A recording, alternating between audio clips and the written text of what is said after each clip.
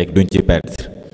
Nous allons poursuivre l'activité, la cérémonie et allons donner la parole aux membres du comité interuniversitaire, aux membres du comité scientifique du comité interuniversitaire qui vont venir faire la restitution ou le rapport des activités scientifiques. Donc, je vais appeler sur scène Monsieur El Hadj Ndiouga sous vos applaudissements, s'il vous plaît.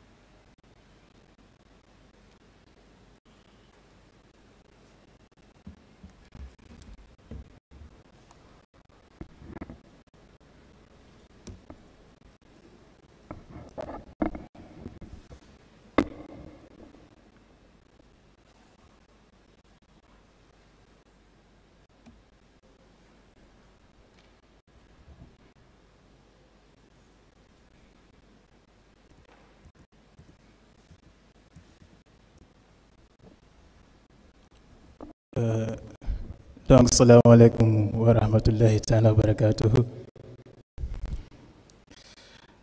Donc, le nom c'est El Hadj Ndiouga Diouf, comme l'a si bien dit, celui qui est chargé de la modération de cet événement. J'aimerais, avant de commencer, remercier l'Assemblée qui est ici présente.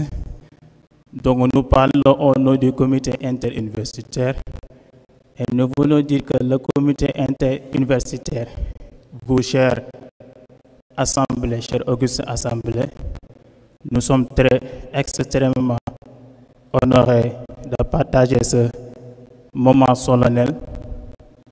Nous sommes également tenus de vous remercier, mais également de saluer la présence que vous avez faite ici. La présence qui joue sur la pertinence, mais également qui donne de l'importance à cette initiative, à ce colloque interuniversitaire. Nous saluons également Mame Cheikh Ahmed Tidiane Sy Al Moustapha, capitaine. Donc, également la délégation qui l'a accompagné, en particulier Mame Babacar Sy, Pape Cheikh Sarr, mais également nos papas qui les ont accompagnés. Donc, merci beaucoup pour cette présence. Nous sommes extrêmement fiers de cette présence. Merci beaucoup. Je pense que avant d'aller plus loin, et vous savez également que je suis ici pour faire un peu la restitution, disons, de ce qui a été dit ici entre vendredi hier et aujourd'hui. Mais j'aimerais également, avant d'aller plus loin, donc faire un petit rappel du discours qui a été fait ici par Mame Cheikh Ahmed Tidiane Sy Al Moustapha, capitaine, lors de l'ouverture du colloque, vendredi, pour être beaucoup plus précis. Donc, quand il faisait son allocution, et que tout universitaire, tout professeur, étudiant et chercheur attendait un discours en français, Mame Cheikh Ahmed Tidiane Sy Al Moustapha, capitaine, dit ceci: man nak wolof laay wax. Donc je pense que c'est une décision.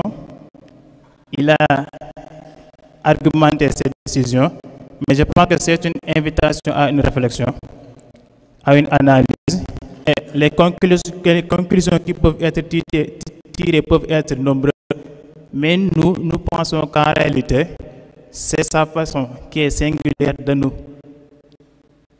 enseigner ou de nous enseigner également à ce qu'on appelle l'intelligence du contexte.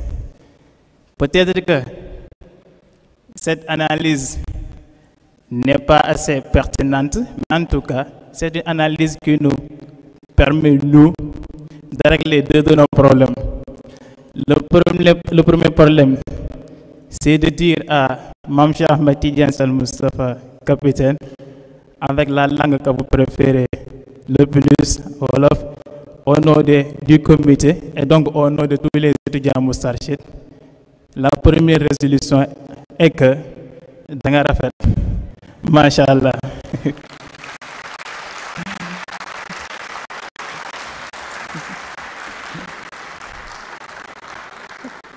L'autre problème que cette analyse nous a permis de régler, c'est que cette analyse nous permet d'être beaucoup plus à l'aise parce que nous pouvons en réalité, bien vrai que nous sommes dans un colloque et que logiquement, la langue qui doit être utilisée est la langue académique française, mais suivant cette analyse, je pense que nous sommes où nous pouvons parler Wolof ou à la limite aller les deux.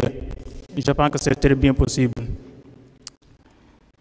Comme nous l'avions dit, nous sommes ici pour faire la présentation, mais il est un peu important de dire que ce n'est pas une restitution totale de tout ce qui a été dit, encore moins la présentation des actes du colloque, parce que ça demande des travaux qui sont très scientifiques. Cette présentation n'est rien d'autre que de venir sur quelques conclusions qui ont été faites lors des activités, disons, scientifiques. Au début, nous avons prévu de faire le résumé de la conférence inaugurale, de faire l'évaluation des panels, mais également venir sur les concours de projets communication scientifique et également résumer des ateliers. Mais heureusement, je ne sais pas heureusement ou malheureusement, nos grands frères du conclave ont largement venu sur le concours du projet, la communication scientifique, mais également le résumé des ateliers a été bien fait par nos facilitateurs des ateliers. Ce qui veut dire que notre intervention va porter uniquement sur le résumé de la conférence inaugurale, mais également sur l'évaluation des panels tout court. En ce qui concerne la conférence, c'est bien également de rappeler que tout au long du colloque, nous avions le thème ou bien la conférence inaugurale, mais également 3 panels. Pour chaque conférence ou panel, nous allons rappeler les objectifs, décliner les axes qui ont été fixés, mais également venir un peu sur quelques conclusions qui ont été faites. En ce qui concerne la conférence inaugurale, dont le thème était face au défi de l'heure, la pluridisciplinarité viatique d'une jeunesse éveillée. Donc, les objectifs qui ont été fixés sont les suivants. Étudier les défis majeurs auxquels les jeunes sont confrontés dans leur quête d'un avenir socio-économiquement meilleur en mettant l'accent sur les enjeux sociétaux, éducatifs et politiques. Le deuxième objectif spécifique, c'est de sensibiliser les institutions familiales et étatiques à l'importance de soutenir l'épanouissement intellectuel et professionnel des jeunes. Le troisième objectif spécifique était de proposer des solutions pratiques permettant aux jeunes de mieux gérer ces défis, de souligner l'importance de la pluridisciplinarité comme approche pour aborder ces questions de manière plus holistique. C'était l'objectif spécifique numéro 4. Maintenant, pour les axes qu'on avait fixés à développer, le premier axe consistait à relever les défis majeurs pour un avenir socio-économiquement meilleur, et l'axe 2 était en réalité de venir sur l'intérêt de la pluridisciplinarité. Le premier objectif, c'est très normal. Le premier axe, c'est très normal parce qu'avant toute chose, avant d'aller loin sur chaque chose ou toute chose, la première chose, la plus fondamentale, c'est d'essayer de comprendre. Autrement dit, de faire un diagnostic. Donc, pour cet axe, c'est tout à fait pertinent d'essayer de comprendre les enjeux en réalité à relever pour avoir un avenir socio-économiquement meilleur. L'autre, c'était en réalité de venir sur l'intérêt de la pluridisciplinarité, comme nous l'avons bien expliqué. Maintenant, pour les conclusions qui ont été retenues pour l'axe 1, les défis qui concernent les jeunes, mais les défis qui sont orientés sur ce qu'on appelle l'aspect socio-économique, ils sont autant pour moi très nombreux. Mais tout au long de cette conférence, donc la conférence inaugurale, le défi majeur qui a été retenu en réalité, c'est l'inadéquation entre la formation et le marché du travail. Ça, c'est un défi. C'est-à-dire qu'actuellement, nous avons des jeunes qui suivent des formations, mais malheureusement, ce sont ces jeunes que nous retrouvons, que nous allons voir chômer. Donc, en réalité, il y a un décalage entre la formation, mais également le marché du travail. Ce qui veut dire que c'est un problème. C'est un problème qui est également très complexe. Maintenant, ce problème, il est important de relever d'aller dans le sens de le résoudre. Et pour résoudre ce problème, c'est là-bas que la question pertinente est posée. C'est comment relever comment essayer de résoudre en réalité ce problème. Maintenant, pour résoudre ce problème, il y a certains qui abordent une discipline pour essayer de résoudre ce problème. Mais tout au long de la conférence, nous avons retenu en réalité que la meilleure chose à faire pour résoudre ce problème, ce n'est rien d'autre que d'aborder l'aspect ou bien l'approche pluridisciplinaire.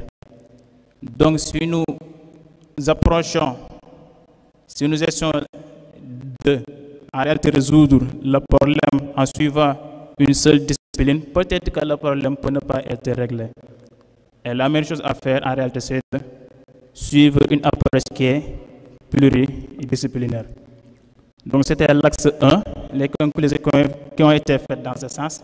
Maintenant pour l'axe 2, qui consiste à aborder l'intérêt ou bien soulever l'intérêt de la pluridisciplinarité également, nous essayons tout simplement de citer quelques-unes, je veux dire des conclusions.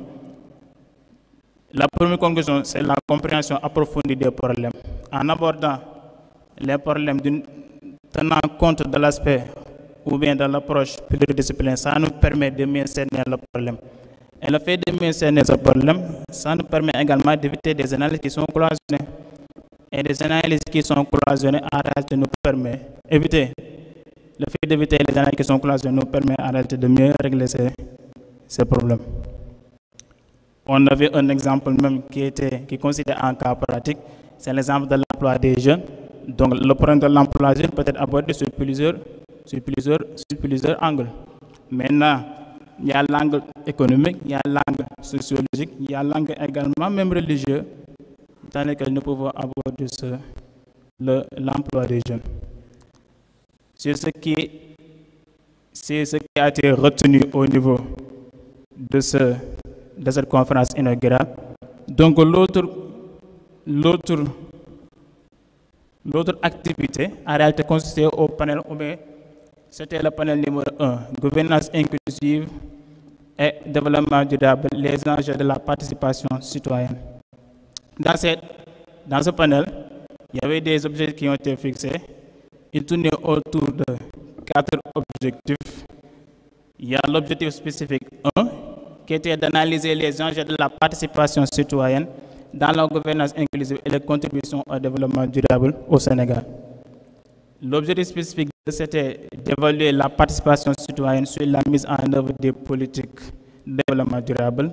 L'objectif spécifique numéro 3, c'était de mettre en lumière les obstacles à une gouvernance inclusive et proposer des solutions adaptées au contexte sénégalais. Et l'objectif spécifique qui termine la liste des objectifs, c'est de favoriser les échanges entre les différents acteurs, c'est-à-dire la société civile, l'État, et ainsi de suite, pour encourager une synergie pluridisciplinaire. Donc pour les axes, pour chaque axe, il y a des conclusions qui ont été faites. Maintenant, peut-être ce serait long de lister toutes les conclusions. Nous allons essayer de prendre quelques-unes. La première conclusion que nous allons expliquer, c'est, je vais essayer de rappeler l'axe numéro 1 qui consiste les mécanismes de participation citoyenne dans la gouvernance inclusive. Et pour cela, le conférencier ou l'animateur de cet axe avait décliné en réalité 8 marches essentielles ou 8 choses qu'il faut considérer pour arriver à ce que nous voulons. La première, c'est l'information. Il faut travailler sur l'information et donc éviter la symétrie d'information, c'est important. La deuxième, c'est l'aspect, la consultation. Il faut consulter en réalité la population ou les populations parce que c'est toujours important. C'est ce que M. Abouna donc parlait la dernière fois. En réalité, nous pensons que les populations sont des cibles, mais en réalité, les populations sont des acteurs ou des actrices. Donc, il faut les consulter dans toutes choses. Il y a aussi l'implication et également le partenariat. Donc, on a cité que quelques-unes des marchés qu'il avait développés. Et sur cela, nous allons essayer d'aborder l'axe numéro 2, dont le libellé était la gouvernance inclusive comme moteur de l'innovation sociale et du développement durable. Dans cet axe également, il y avait des conclusions qui ont été faites, mais comme toujours, nous allons essayer de prendre quelques-unes et essayer de les expliquer. Pour les enjeux de la gouvernance inclusive, on avait noté l'appropriation des politiques et programmes.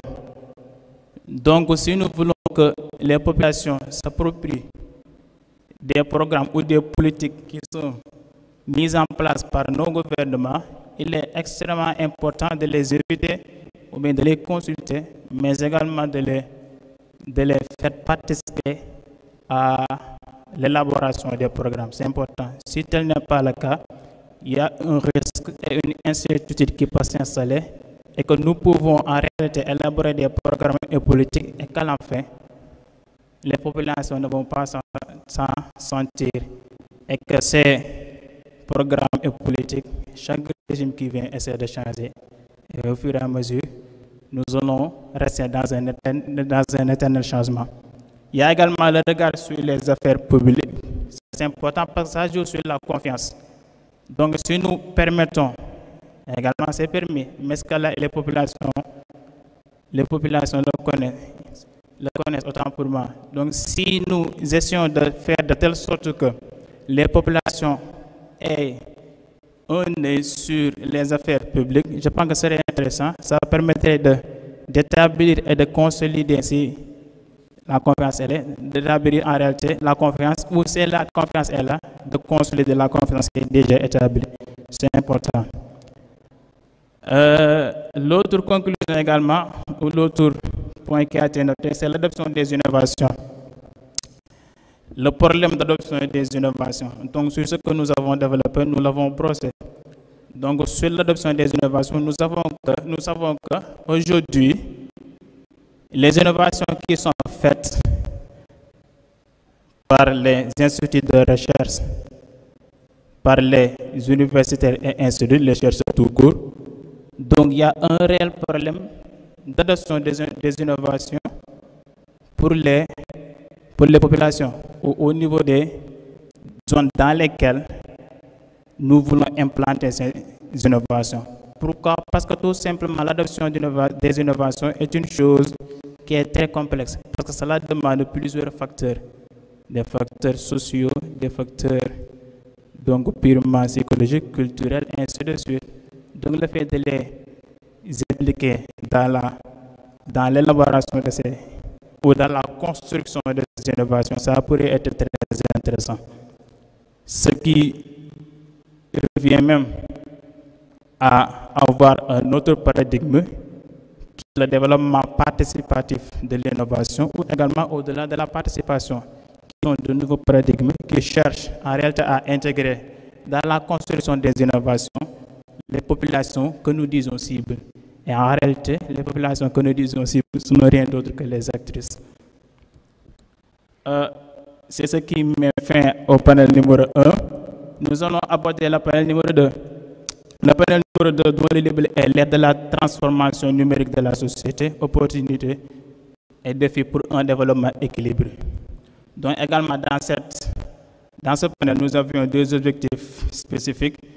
Le premier est d'identifier les opportunités et défis liés à la transformation numérique, mais également proposer des politiques publiques favorisant une transition équilibrée et éthique. C'est ce qui concerne l'objectif spécifique numéro 2. Il y avait également des accès qui ont été déclinés pour faciliter la réflexion. Peut-être nous allons directement, au lieu de les citer, directement aller vers les conclusions. Donc pour l'axe numéro 1, qui consiste à l'évolution des interactions sociales à l'aide du numérique, il y avait des points qui ont été également notés. Le premier, c'est la transformation des modes de communication. Donc, au fur et à mesure que nous avançons aujourd'hui, nous remarquons que les modes de communication changent au fur et à mesure. Donc, il y a les échanges plus rapides et moins formels également que nous notons. Aujourd'hui, les échanges, la population particulière, ou la jeunesse particulièrement, nous avons cette habitude de ne pas reconnaître à qui vous voyez, à qui tutoyer. Et je pense que c'est une chose qui est alarmante et qui mérite d'être apportée des solutions. Il y a également le risque de perdre en profondeur et en authenticité les échanges. Donc sur les plateformes numériques ou bien sur les réseaux sociaux, la manière dont nous nous adressons, parfois, ça manque de profondeur tel que nous le connaissons dans notre cadre, qui est le Daïratul Moustarchidine ou le Moustarchidat. Également l'authenticité. Donc ce sont des points qui ont été notés. Au niveau également de la dilution au niveau du deuxième point, nous avons la dilution des frontières entre sphères publiques et privées. Donc on a tendance à ne pas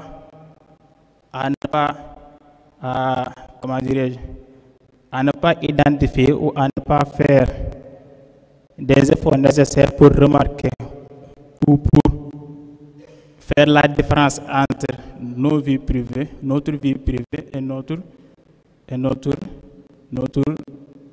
vie professionnelle ou toute autre sphère. Ce qui peut amener des brouillages, qui peut en réalité apporter des brouillages, même si le renforcement des liens sociaux peut être un avantage. Nous avons également l'autre point qui est l'impact sur les relations interpersonnelles et la sociabilité, qui consiste à maintenir, dans lequel nous pouvons avoir le maintien de relations à distance, mais aussi la déshumanisation des interactions, ce qui est très fréquent aujourd'hui. Donc pour l'axe 2, qui a été libellé ainsi, les implications éthiques de la numérisation massive, il y a la propagation de la désinformation que nous avons noté dans ce point. Bon, actuellement, nous sommes dans l'ère de l'infoguerre, où nous faisons la guerre pour et contre l'information. Aujourd'hui, nous faisons la guerre avec l'information. Il y a des exemples qui ont été donnés. Aujourd'hui, par exemple, de sociétés ou entreprises qui font la concurrence, donc à travers même le bombardement d'informations, cela peut retarder l'autre entreprise. Et donc, c'est une manière de faire la guerre ou la concurrence. Il y a l'autre point qui a été la responsabilité et la transparence des algorithmes. Donc, ça, c'est un problème. Nous utilisons des algorithmes, mais est-ce que les algorithmes que nous utilisons ont cette responsabilité de faire le distinguo entre ce qui est bon et ce qui n'est pas bon? Est-ce que ce que les algorithmes nous donnent, c'est cela tout simplement que nous devons prendre? D'accord. Est-ce que c'est ce que les algorithmes nous donnent, que nous devons prendre tout simplement ça pour autant faire un distinguo ou une analyse? Nous notons que actuellement, au niveau de l'allocution de celui qui faisait cet axe, qui expliquait cet axe, nous notons qu'actuellement, l'utilisation des intelligences artificielles pousse les gens à diminuer la manière dont ils font les analyses pour en réalité choisir ce qui est bon ou ce qui n'est pas bon. Donc nous allons directement au panel numéro 3 dont le libellé était convergence formation et emploi vers une synergie entre compétences académiques et besoins professionnels. Il y avait 3 objectifs. Il y avait la réduction du décalage entre formation et emploi, la stimulation des collaborations intersectorielles pour un meilleur alignement des compétences, qui est l'objectif spécifique 2, également le renforcement de l'employabilité par des approches innovantes. Les axes, il y avait des conclusions pour chaque axe. Maintenant, nous allons prendre un axe et donner une conclusion pour aller plus vite. Donc, nous prenons l'axe 1, qui est l'évolution des métiers et des compétences requises.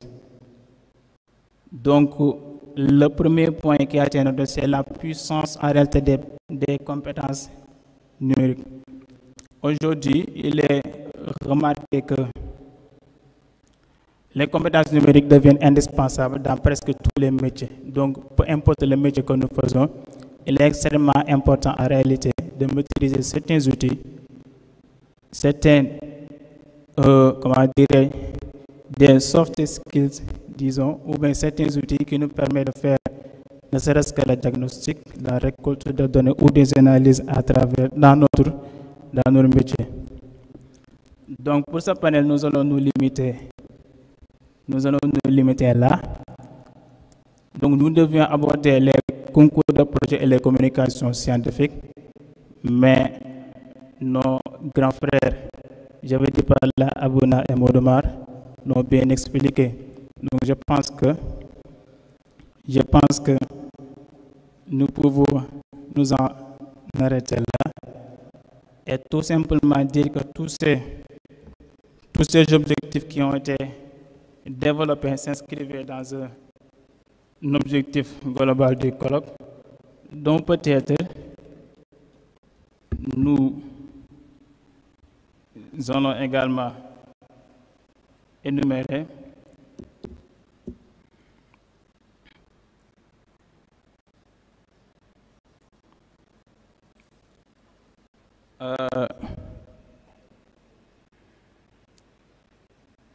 juste revenir sur le contexte et la justification du colloque. Donc pour ce colloque, aujourd'hui nous savons que nous sommes dans un monde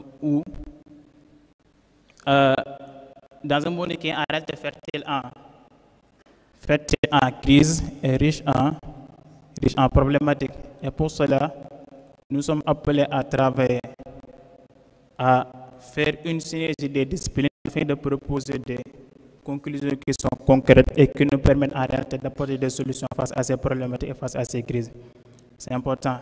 C'est dans ce sens que l'objectif général du colloque a été décliné, qui était de promouvoir la collaboration interdisciplinaire entre les étudiants et experts pour favoriser la diffusion des connaissances et des avancées scientifiques, mais également d'apporter des solutions.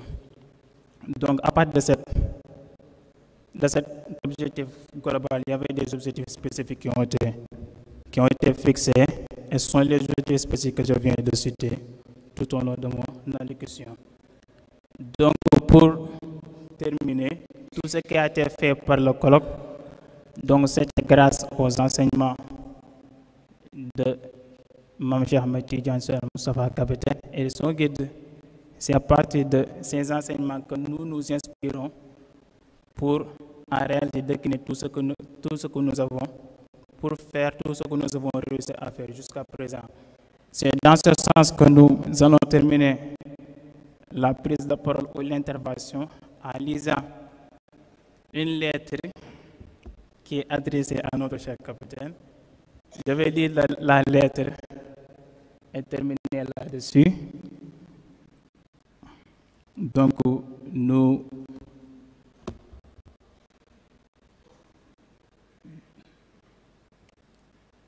D'accord.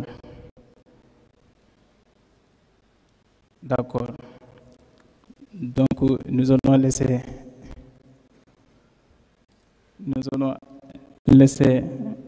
C'est ça, hein?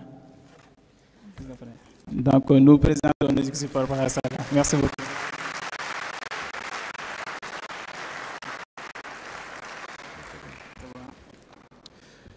Merci beaucoup, Hajnouga, pour la restitution. Nous nous excusons.